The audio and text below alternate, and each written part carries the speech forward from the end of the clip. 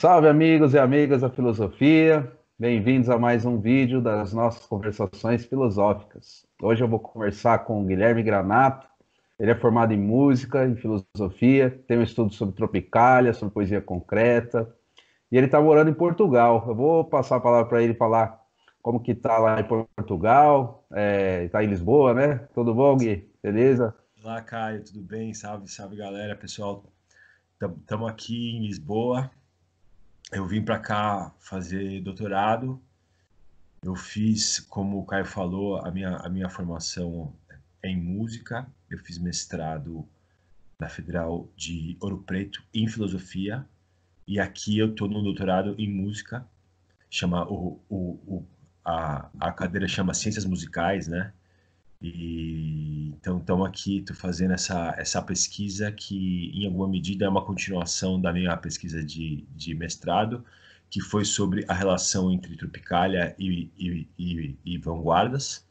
Então, essa pesquisa minha provavelmente vai se desenrolar sobre, mais diretamente, sobre a influência da poesia concreta na produção do Caetano Veloso, buscando enfocar aquele período pós-tropicália, que, no caso, a princípio, a ideia é pegar de 73 a 93, que é o tempo que tem o 73 é o primeiro disco do Caetano depois que ele volta de Londres, que é o Araçá Azul, que é um disco interessante nesse sentido, dessa relação com as vanguardas e tal.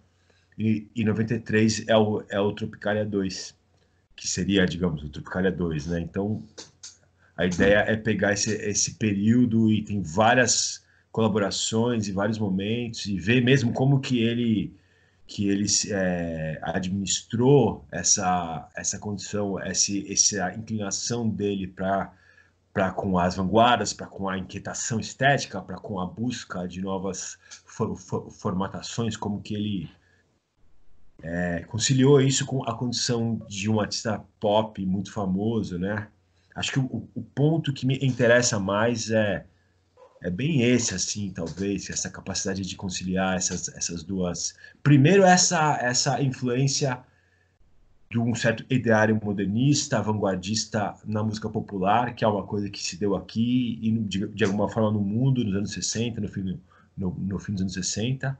E no caso mais especificamente dessa pesquisa, é um pouco como que ele conduziu essa condição dele de artista pop sem abrir mão dessas influências e sempre inquieto, sempre se arriscando aí artisticamente. E deixa eu fazer uma pergunta já. Você falou do Araçá Azul. Foi um disco que não foi muito bem recebido pelo público, né, na época. Você acha que isso afetou de alguma forma também a produção posterior do Caetano? Pois é, isso é uma questão interessante. E parte do motivo que eu resolvi desdobrar a pesquisa por um período maior tem a ver com um certo tom reticente com que ele se refere a esse disco no livro dele, né? No Verdade Tropical.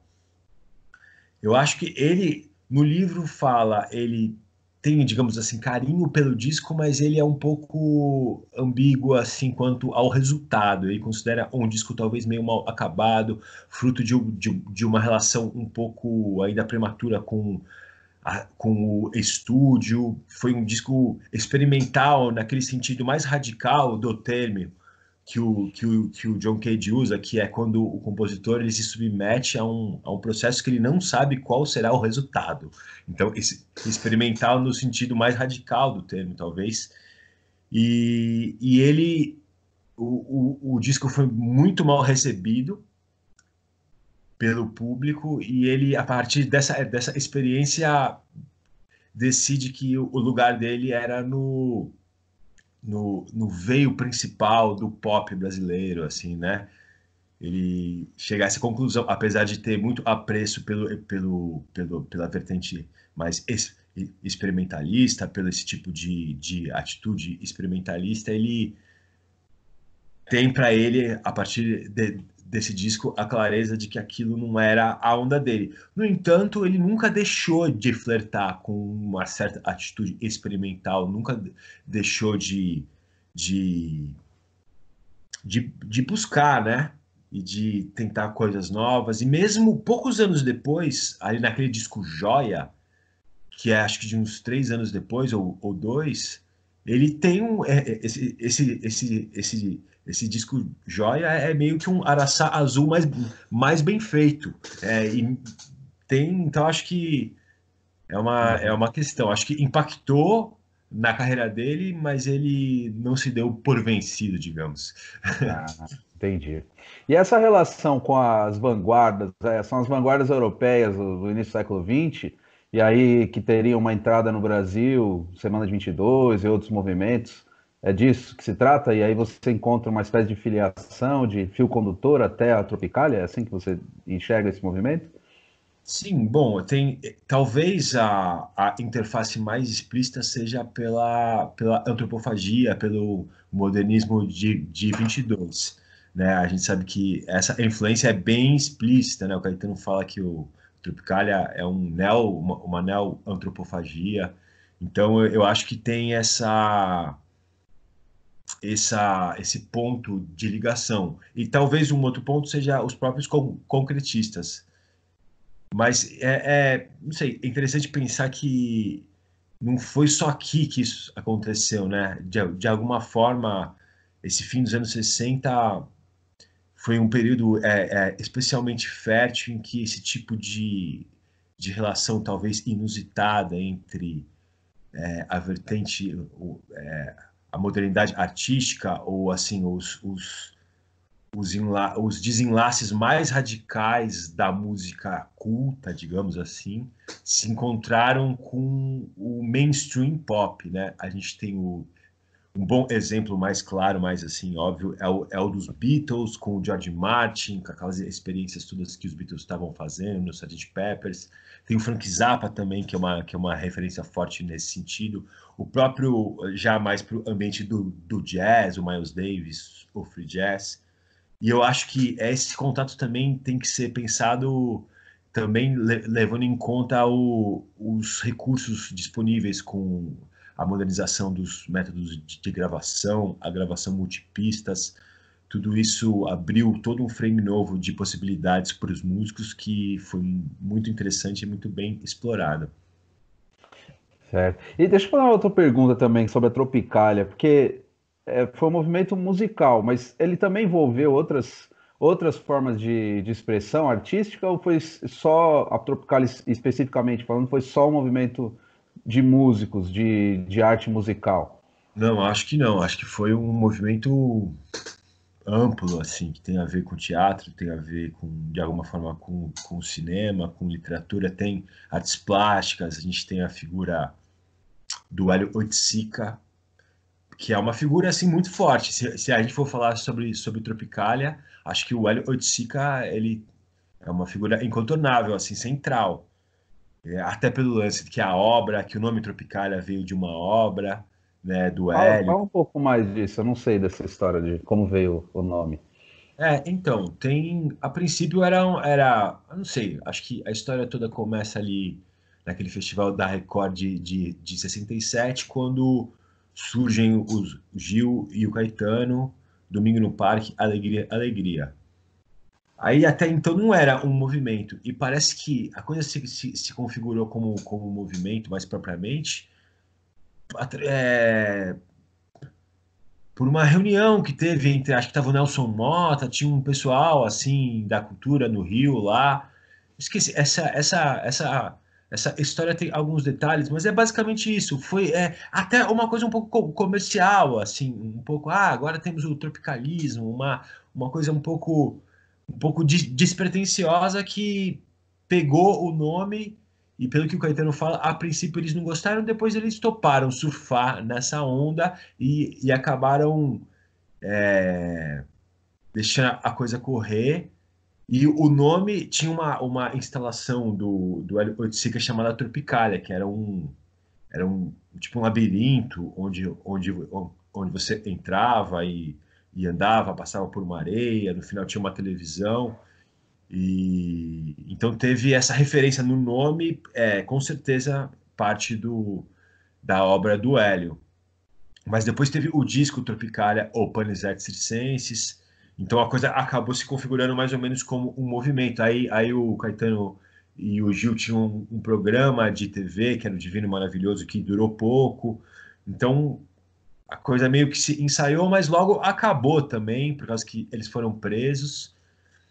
Mas a vertente musical talvez seja a mais proeminente, que a música, queira ou não, tem mais apelo e tudo mais, né? Mas não é só musical. Por exemplo, tem o José Agripino, que é uma figura importante que o Caetano cita, que tem 2 livros ali lançados naquela época, O Lugar Comum e o Panamérica.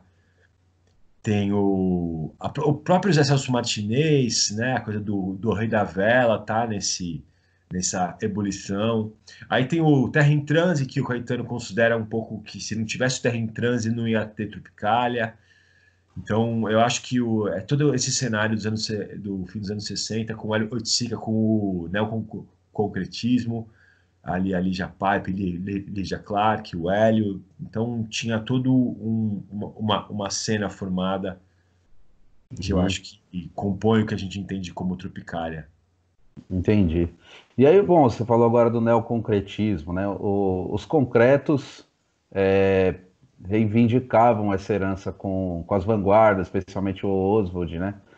Existe também uma reivindicação dessa herança por parte da Tropicália e também existe uma influência mútua entre Tropicália e os concretos no Brasil?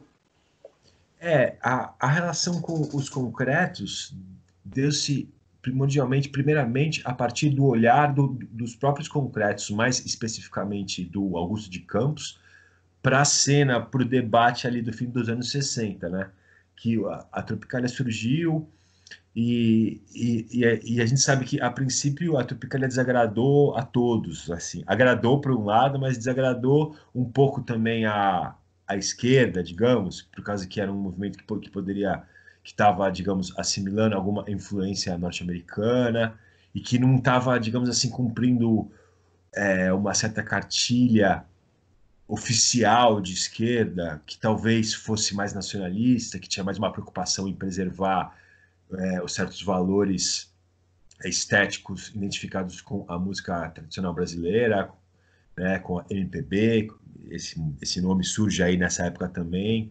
E também o próprio lance de buscar uma mensagem mais explícita, uma mensagem política que fosse mais clara, de mais fácil alcance para o grande público. Essa questão se colocava também, considerando que a televisão estava despontando como meio de comunicação de massa, isso estava mexendo com todo mundo, tinha uma rivalidade com a Jovem Guarda. Então, a Tropicália surge como um movimento um pouco ambíguo a princípio, e dentro de um debate fervoroso sobre os rumos da música popular brasileira. E aí, o Augusto de Campos escrevia no jornal na época, e ele lança um livro que já é um clássico, que é o Balanço da Bossa. E esse livro é o que o próprio Augusto chama de livro manifesto. Então, é um livro em que ele já se coloca com uma opinião bem clara e ele decide tomar partido nesse debate. E que, na verdade, né, esse debate traz um outro debate mais amplo, que os concretos, de alguma forma, já estavam envolvidos, e as próprias vanguardas, desde lá do começo do século XX, que é a relação entre forma e conteúdo, formatação estética e crítica social, como que isso se relaciona em termos, considerando a pretensão da arte nesse período de interferir diretamente na sociedade. Então, como que seria a questão da formatação estética e da comunicação com o público. Então, o Augusto, de alguma forma, vê nos tropicalistas alguma coisa que lhe é afim, né? Que é essa ideia de buscar uma nova forma, né? Os tropicalistas não vinculavam uma mensagem tão explícita, abriam mão de um certo didatismo, digamos assim, de uma certa maneira maniqueísta de colocar a situação, e também tinha um discurso mais fragmentado, meio cubista, digamos, aquela coisa do... É muito legal a análise do Augusto de Domingo no Parque, que ele fala que é uma música eisensteiniana, aquela coisa, o sorvete vermelho, a rosa, o João, a faca, como que vai focando em diferentes planos, né? E mesmo com alegria que ele fala que do Godard, né? Parece a poética do Godard, que é uma canção câmera na mão, né? Como que vai retrata a fragmentação da cidade do meio urbano. Então, eu acho que a princípio foi assim, os Concretos olhando para a música popular e se entusiasmando com essas novas figuras desses dois baianos e se opondo um pouco a um certo nacionalismo que tinha de um outro lado, né? Lembrando que naquela época teve a Marcha contra a Guitarra Elétrica, que na verdade foi uma passeata um pouco organizada pela própria TV ali para chamar atenção para o programa e um pouco para polemizar em torno dessa contraposição entre Jovem Guarda e Bossa Nova e Fino da Bossa, esses dois programas, tinha meio que uma polêmica ali, e aí interessava para a TV Record fazer, fomentar essa polêmica que ela se convertia em audiência.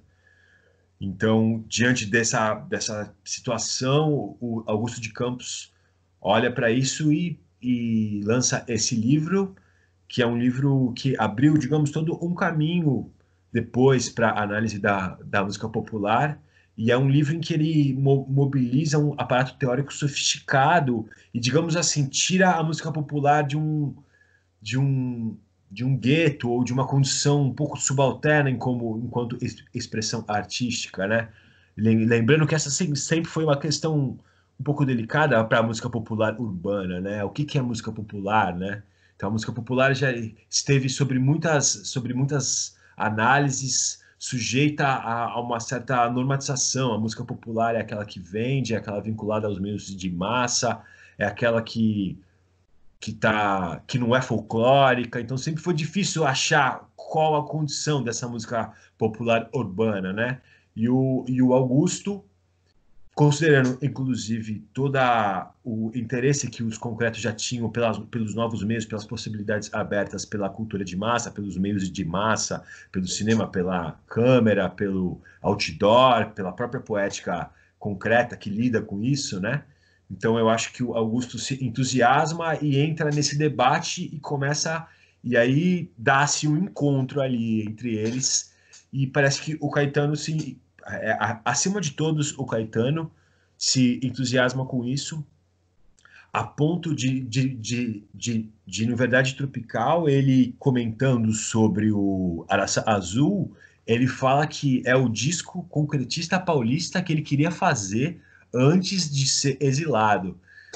Isso é muito interessante, né? Isso motivou a minha pesquisa também. A ideia de que ele tinha uma ideia, um desejo explícito de fazer um disco concretista paulista.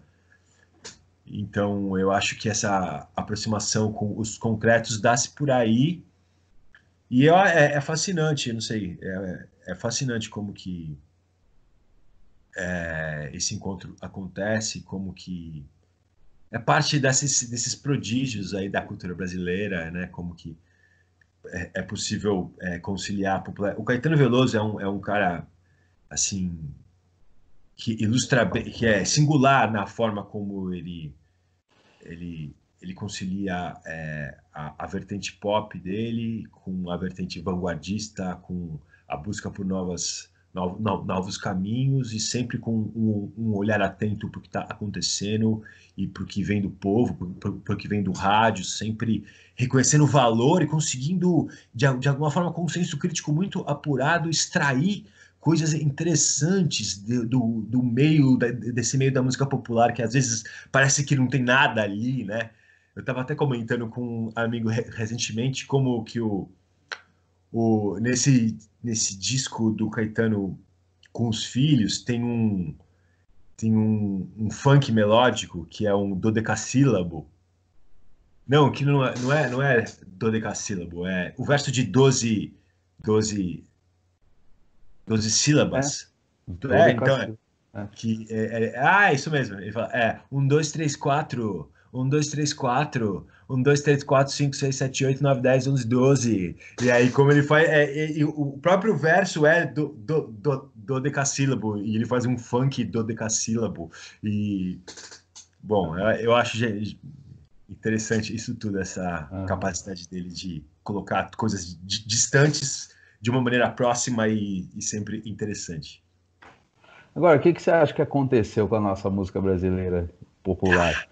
O que aconteceu? Porque a pergunta eu ia te fazer é a seguinte: esse debate que você falou, que acontecia, né, entre os mais tradicionalistas e a Tropicália, de certa forma, a Tropicália defendia a influência de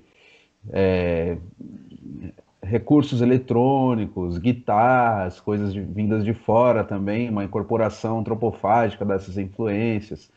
Mas aconteceu depois de algumas décadas também um movimento inverso agora. Parece que é muito difícil lutar contra uma hegemonia, né, de uma certa, vamos usar o termo indústria Parece que cultural. foi a indústria que canibalizou a Tropicália, né? Não ao contrário. Pode-se Uhum. dizer isso, eu não sei também, pode-se dizer isso. É complexo os rumos que as coisas tomaram, né? Como que, não sei se eu consigo fazer um diagnóstico amplo desse cenário, mas assim, a Tropicália, o lance com a antropofagia, tem uma coisa interessante que é que o antropófago, ele de acordo com a lenda, quase, ele não come qualquer um, né? Ele come os bravos, né? Tem até aquele relato daquele alemão que ia ser comido, que ele chorou, aí os índios soltaram ele, falando, não, você é Arrasado. covarde. Então, É. tipo, a antropofagia tinha a ver com um critério, uma maneira de transformar, como o Wisnik fala, o déficit em plus, a condição descentrada e marginal do Brasil em relação ao centro do mundo europeu, tal, transformar isso numa vantagem, né? E tinha a ver com uma seleção dos materiais, né? O canibal que come o que lhe interessa. Por isso que o Caetano Veloso fala que a atitude bossanovista, a figura incorporada acima de tudo no João Gilberto, ela é um exemplo de atitude antropofágica, né? Então, eu não sei até que ponto essa seleção ela é uma coisa para. Não é fácil fazer isso, né? E talvez a receita que vigorava antes da Tropicália talvez devesse muito ao Mário de Andrade, digamos assim, né? Tem um pouco, a Tropicália é como se fosse um deslocamento do eixo do Mário para o Oswald. Então, a ideia do Mário de formular uma música popular, uma música, na verdade, erudita, de concerto brasileira, passava por ver ali o folclore como uma espécie de matéria-prima bruta que os compositores iam se alimentar e, através da técnica adquirida pelo contato com a, com a tradição europeia, formular uma tradição brasileira, né? uma linguagem brasileira. E o que acontece é que, conforme a música urbana vai surgindo, as cidades, isso sai meio do controle, né? Então, o folclore já não. Já vira uma figura pejorativa, é uma ideia pejorativa, né? O folclore acaba sendo. Tem mais a ver com um tipo de olhar ou acadêmico ou de uma figura que está numa cultura entendida como superior que deseja até preservar aquele folclore como uma espécie de ideal de pureza. E de alguma forma a MPB, assim, falando a grosso modo, partia um pouco desse princípio, né, de que as raízes brasileiras precisavam ficar preservadas e que teria ali um trato classudo, um trato bem acabado que daria uma roupagem mais moderna para aquilo, fazendo meio que o que a bossa nova fez, mas menos cool, digamos assim, com um apelo um pouco mais menos, assim, a bossa nova é bem delimitada, ele fazia aquele mesmo procedimento, mas abrindo mais. E a Tropicália fura um pouco isso porque ela meio que nivela tudo e ela se alimenta de outras coisas, né? De outros materiais e estabelece meio que uma igualdade entre todos eles. E eu acho que, mas sem abrir mão de um certo senso crítico, de uma certa capacidade de seleção, né? Porque o difícil não é misturar, é como misturar, né? Como você acha um ponto de encontro entre referências, né? Como que você digere elas todas e cria... Aí que entra a mão do compositor, ou do bom artesão, de quem tem um crivo e uma capacidade de produção diferenciada para chegar num produto, né? Agora, depois que a indústria cultural ou indústria fonográfica, como isso foi se desdobrando, né? Aí a coisa foi ficando mais complicada, né? E pô, como que eu posso dizer, né? Já não tem. Naquela época era meio que um grupo seleto de artistas que às vezes queria falar em nome do povo. E falar em nome, o que que era a música popular. Hoje a música popular tem a sua própria voz, o povo fala por si, todo mundo pode produzir, todo mundo pode criar, tem aí o fenômeno do rap que apareceu já há algum tempo. Então, pode-se dizer que a Tropicália foi jantada pelas forças do mercado, né? Uhum. E como é que você vê a relação entre aqui o Brasil e a Europa? Até você estando aí, você percebe alguma antropofagia deles também, daí com relação à nossa música? Ou quase não? Olha, eu não sei se tem um princípio antropofágico agindo aqui. Eles têm interesse pela nossa música. Eu acho que esse fenômeno da música popular do século XX, essa música popular urbana, que cresceu junto com as cidades, com os meios de comunicação de massa, com os aparatos técnicos, ela é uma coisa. Você vê, não à toa, a grande música popular do mundo do século XX talvez seja a música brasileira e a música norte-americana, que são países, digamos, jovens, assim, né? Ao contrário daqui, que tinha uma música popular muito antiga. Eu estava lendo um artigo aqui sobre a polifonia da região do Minho. Assim, tem traços da música popular lá que remetem ao Império Romano, entende? Então, a música popular, a princípio, é aquela folclórica, digamos, rural, sei lá, é aquela que tem as suas raízes bem fincadas. Ela se orgulha de ser antiga, de não mudar, entendeu? De ser a mesma, de manter laços com uma tradição mais antiga, com uma tradição bem assentada. Enquanto que na música popular urbana, já é o contrário. A bossa nova, ela é nova, né? E tipo, e o próprio no jazz também, você pega do bebop em diante, que é ali nos anos 40, né? São os músicos ali querendo mostrar que o que eles faziam não era mero entretenimento e querendo flertar com aquela música que era considerada moderna e era, digamos, avançada, né?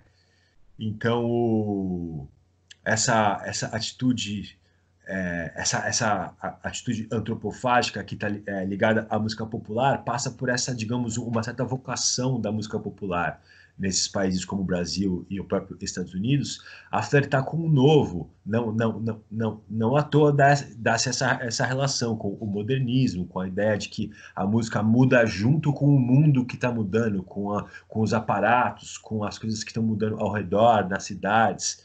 E aqui isso não é tão forte. entende? Então tem a galera fazendo música, tentando, mas não, aconteceu alguma coisa no Brasil e nos Estados Unidos que não aconteceu aqui. É até curioso a relação que se tem com o jazz aqui, né? Porque tem grandes músicos jazzistas, mas a forma que eles lidam com o jazz aqui é mais ou menos como na América a gente lida com a música europeia. Eles preservam, eles têm uma relação mais respeitosa com o jazz, como que se toca o jazz. Enquanto que o brasileiro, a música brasileira se sente meio que de olhando de igual para igual com o jazz. E é um pouco, nosso, tá? A gente flerta com eles, mas a gente tem o nosso lance e cria uma outra coisa. Enquanto que aqui é uma coisa mais. Tem uma vitalidade brasileira que se manifesta da cultura brasileira, que tem na música uma expressão privilegiada e que é um fenômeno mesmo, cara, que é uma coisa preciosa e que é um mistério também e que não tem aqui, bicho. Tem coisas legais aqui, mas de alguma forma tem um bichinho que tem na música brasileira, um pozinho mágico que talvez não seja tão comum por aqui. Uhum. Não sei se eu respondi, mas. Não, foi muito bom ouvir.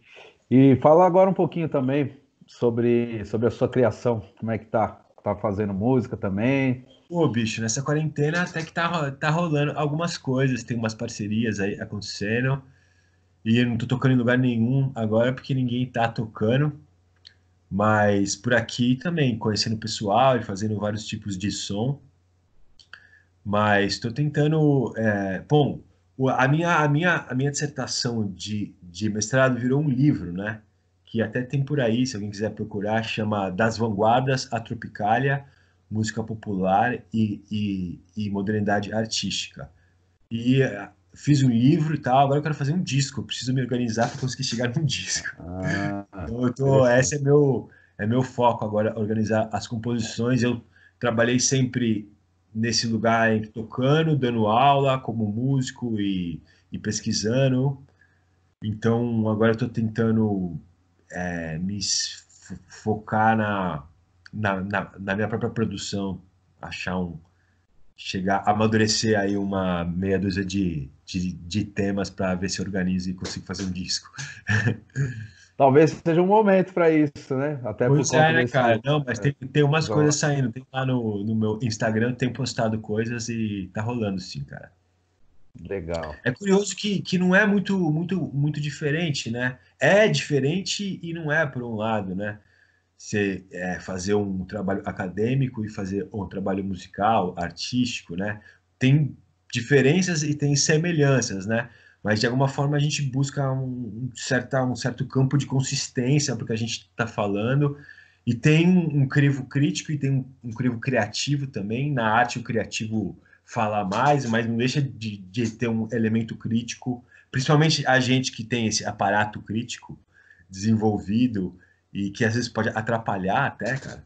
Mas a gente tenta chegar em alguma coisa e é similar, assim, fazer esse trabalho no meu mestrado, de alguma forma, tem me ajudado a fazer o trabalho que eu estou fazendo agora ligado à música. Uhum. Muito massa. Foi muito bom aí falar com você, revê-lo também. Ô, cara, obrigado você. Eu vou deixar aí na descrição também do vídeo o livro, para quem quiser ir atrás. Posso deixar também o seu Instagram, se alguém quiser Bom, também bom, para maravilha. Bom, ver aí seus trabalhos. E aí, se obrigado. você quiser dizer alguma coisa aí para a gente encerrar esse papo aqui. Ô, mano, o que eu acho interessante pensar nesse contexto, pensando na Tropicália, esse momento meio baixo astral que a gente está vivendo. Eu acho que tem uma questão interessante que tem um certo sentido utópico ali naquele momento, fim dos anos 60, um certo ímpeto renovado para pensar o que é o Brasil, para repensar ele e pensar as possibilidades do Brasil enquanto país, enquanto experiência original. Essa ideia de que talvez o Brasil tivesse algo de original para contribuir cortejo das nações, né? Isso foi uma ideia que habitou muito o nosso país por muito tempo.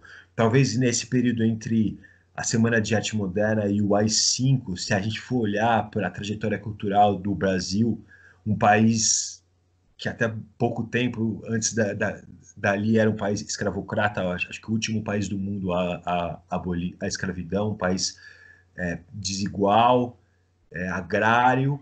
Nesse período curto, teve uma explosão de produção cultural em nível altíssimo, pegando desde ali do modernismo, passando pelo Guimarães Rosa, pela Bossa Nova, pelo Cinema Novo, pelo Niemeyer, pela Clarice Lispector, por tudo que foi feito, tudo demais que eu estou esquecendo agora. Então, acho que essa ideia de que o Brasil tem uma contribuição original a dar, e esse ímpeto vanguardista, utópico, de querer formular isso, de alguma forma a gente precisa reencontrar isso hoje. Então, falar sobre a Tropicália tem a ver com como que a gente reencontra esse ímpeto, esse entusiasmo para repensar o nosso país e para achar caminhos para conseguir sonhar de novo e ver um horizonte promissor para sair dessa má fase que a gente está nesse governo ridículo e deprimente e tudo mais. Tá certo. Bom, que assim seja. Vamos tentar contribuir com a nossa parte também para construir essa... Está contribuindo já. Parabéns, Caio. Um programa muito legal e através dessas pequenas coisas a gente vai tentando botar lenha nessa fogueira, né? Tá certo. Beleza, cara. Bom te ver. Tamo aí e espero que a gente se veja pessoalmente quanto antes aí. Sim, final do ano, se Deus quiser. Beleza. Tchau, mano. Obrigado. Falou. E você que acompanhou a gente até aqui também, se puder deixar um like aí se gostou, deixar comentários também pra gente conversar, a gente responde os comentários e fiquem ligados aí nas próximas conversações filosóficas. Tá ao vivo isso aqui? Não, eu vou fazer a edição. Tá. Eu vou cortar aqui. Claro. E aí eu solto no YouTube.